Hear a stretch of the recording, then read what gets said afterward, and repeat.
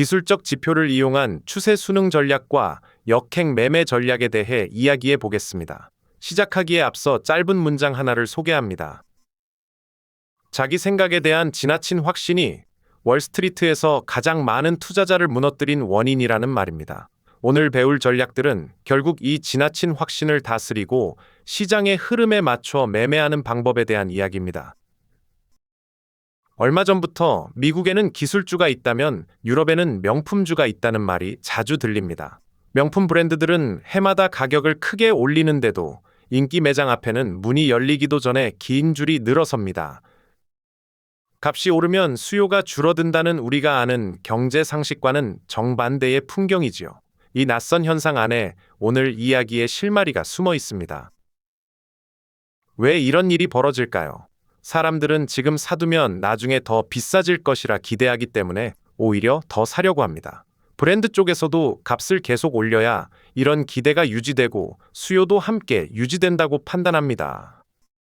게다가 중고로 되팔 수 있는 시장이 커지면서 사람들은 더 안심하고 구매에 나섭니다. 이는 주가가 계속 오를 것이라는 기대가 오히려 더 많은 매수를 부르는 시장의 추세 심리와 꼭 닮아 있습니다. 주식 시장에도 방금 살펴본 명품 시장과 비슷한 심리가 작동합니다. 이번 장에서는 그런 흐름에 올라타는 두 가지 방법을 다룹니다. 하나는 추세를 따라가면서 순리대로 매매하는 추세 수능 전략이고, 다른 하나는 일정한 가격대 안에서 오르내림을 노리는 역행 매매 전략입니다. 언뜻 서로 반대되는 방법처럼 보이지만 실제로는 함께 쓰입니다. 그리고 이 두 전략을 실행하도록 도와주는 도구가 바로 기술적 지표입니다.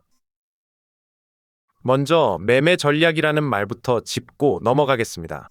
우리가 주가를 기술적으로 분석하는 이유는 결국 실제 매매에 직접적인 도움을 받기 위해서입니다. 이때 매매를 실행하면서 지키는 일정한 원칙을 매매 전략이라고 부릅니다. 기술적 분석을 통해 세우는 매매 전략은 크게 두 가지로 나뉘는데요. 다음 화면의 그림을 통해 두 전략이 실제로 어떻게 다른지 한눈에 비교해 보겠습니다. 화면의 그림을 보시면 왼쪽과 오른쪽에 서로 다른 형태의 물결 모양 그래프가 있습니다.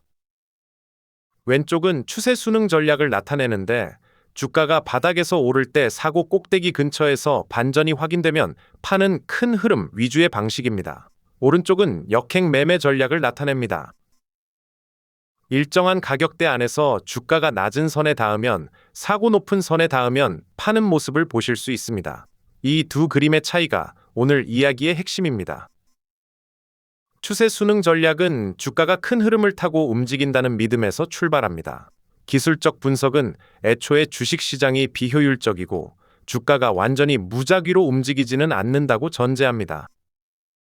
이 전제가 맞다면 주가는 어느 정도 추세라는 특성을 가지고 상승과 하락을 반복하겠지요. 그래서 상승으로 방향이 바뀐 것이 확인되면 매수하고 반대로 하락으로 방향이 바뀐 것이 확인되면 매도합니다. 말 그대로 흐름을 거스르지 않고 순리대로 올라타는 전략입니다. 이번에는 역행 매매 전략입니다. 추세가 상승에서 하락으로 또는 하락에서 상승으로 방향을 바꾸는 구간이나 잠시 쉬어가는 구간에서는 방향을 쉽게 가늠하기 어렵습니다. 이런 애매한 구간에서는 주가가 추세성이 약해진 채로 일정한 가격대 안에서 오르내리는 경우가 많은데 이런 흐름을 보통 횡보 장세라고 부릅니다. 이럴 때는 오히려 가격이 오르면 팔고 내리면 사는 방식이 유리합니다. 짧은 호흡으로 박스권을 오가며 차익을 노리는 단기 매매 방식이라고 이해하시면 됩니다. 두 전략을 나란히 놓고 보면 재미있는 점이 보입니다. 추세 수능 전략은 오를 때 사고 내릴 때 파는 방식인데 역행 매매 전략은 정반대로 오를 때 팔고 내릴 때 사는 방식입니다. 문자 그대로만 보면 서로 모순되는 것처럼 느껴지지요. 하지만 실제로 시장을 이기려 하거나 차익을 얻으려는 거의 모든 매매에는 이 두 전략이 상황에 따라 함께 녹아들어 있습니다. 상충돼 보이는 두 방법이 공존하고 병행된다는 사실을 꼭 기억해 두시기 바랍니다. 그렇다면 누구에게나 두 전략이 똑같이 필요할까요? 만약 큰 흐름이 나타날 때까지 여유 있게 기다릴 수 있는 입장이라면 추세 수능 전략만으로도 충분히 목적을 이룰 수 있습니다. 펀드를 운용하는 기관 투자자가 대체로 이런 경우에 해당합니다. 그러나 개인 투자자는 사정이 다릅니다. 시장이 오랫동안 횡보 장세에 머무를 수도 있는데 그 기간을 마냥 기다리고만 있을 수는 없기 때문입니다. 그래서 개인 투자자라면 상충되는 두 전략을 상황에 맞게 조화롭게 함께 구사할 필요가 있습니다. 그렇다면 결국 가장 중요한 것은 무엇일까요? 바로 지금이 추세가 강한 구간인지 아니면 방향성이 약한 횡보 구간인지를 정확히 가려내는 일입니다.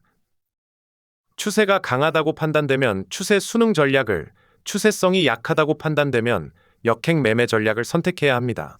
이 판단이 어긋나면 두 전략 가운데 어느 것도 제대로 힘을 발휘하지 못합니다. 그래서 추세의 강도를 가늠하는 분석 기법이 무엇보다 중요한데, 이제부터 그 판단을 돕는 여러 기술적 지표들을 하나씩 살펴보겠습니다. 기술적 지표는 헤아리기 힘들 정도로 많고 종류도 다양합니다. 이런 지표들을 먼저 적용하는 대상에 따라 나누어 보면 시장과 개별 종목 모두에 쓸 수 있는 지표를 시장 종목 지표라 부르고 시장 전체에만 적용하는 지표를 따로 시장 지표라고 부릅니다. 대부분의 지표는 시장과 종목 모두에 두루 쓰이는 시장 종목 지표에 속합니다. 또한 지표가 지닌 고유한 성격에 따라서는 5가지 지표군으로 나누어 볼 수 있는데 지금부터 하나씩 짚어보겠습니다. 첫 번째는 추세 지표입니다.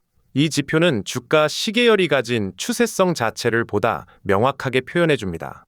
이동평균이나 최적화 기법으로 구한 추세선이 대표적인 예이고 볼린저 밴드와 파라볼릭 지표도 여기에 속합니다. 추세 순응 전략을 실행할 때 가장 먼저 참고하게 되는 지표군이라고 생각하시면 됩니다. 두 번째는 추세 강도 지표입니다. 추세가 있다는 것과 그 추세가 얼마나 힘이 있는지는 서로 다른 문제인데 이 지표는 바로 그 추세의 힘과 신뢰도를 따로 측정해 줍니다. DMI라는 지표가 추세 강도를 재는 대표적인 그리고 사실 꽤 드문 지표 가운데 하나입니다. 지금 이 추세 순응 전략을 쓸 만큼 힘 있는 구간인지 판단하는 데 큰 도움을 줍니다. 세 번째는 모멘텀 지표입니다. 이 지표는 주가가 움직이는 속도를 측정해서 진행의 힘을 파악하려는 지표인데 우리가 평소에 가장 자주 접하는 대부분의 기술적 지표가 바로 이 부류에 속합니다. 모멘텀, ROC, RSI, MACD, 스토캐스틱 같은 지표들이 대표적입니다. 네 번째는 시장폭 지표입니다. 개별 종목 하나가 아니라 주식시장 전체에서 에너지가 얼마나 몰려 있는지 그 집중도를 나타내는 지표입니다. 트린이라는 지표가 이런 시장 전체의 폭을 측정하는 대표적인 지표로 꼽힙니다.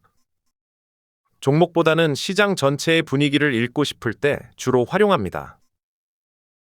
다섯 번째는 기타 지표입니다. 앞서 살펴본 4가지 지표군에 딱 들어맞지는 않지만 나름의 쓸모를 지닌 지표들을 여기에 묵습니다. 주로 거래 에너지와 관련된 지표가 많은데 전통적으로 가장 많이 쓰여온 지표로 OBV와 AD 지표를 꼽을 수 있습니다. 마지막으로 기술적 분석에서 자주 등장하는 오실레이터라는 용어를 정리해 보겠습니다. 오실레이터란 수평 기준선을 중심으로 또는 일정한 수치 범위 안에서 위아래로 반복해서 움직이는 기술적 지표를 말합니다. 방금 살펴본 5가지 지표군 가운데 추세 지표를 제외한 나머지 4가지, 그러니까 모멘텀 지표, 추세 강도 지표, 시장폭 지표, 기타 지표가 모두 여기에 속합니다. 오늘 이야기를 정리해 보겠습니다. 추세를 따라가는 추세 순응 전략과 일정한 가격대 안에서 오르내림을 노리는 역행 매매 전략은 서로 반대되는 방식이지만 실제로는 함께 보완적으로 쓰입니다. 어떤 전략을 선택할지는 결국 지금 추세가 얼마나 강한지를 정확히 읽어내는 데 달려 있습니다. 오늘 살펴본 5가지 지표군을 상황에 맞게 활용하시면 그 판단에 큰 도움이 될 것입니다. 오늘 영상이 유익하셨다면 구독과 좋아요, 그리고 알림 설정까지 부탁드립니다. 감사합니다.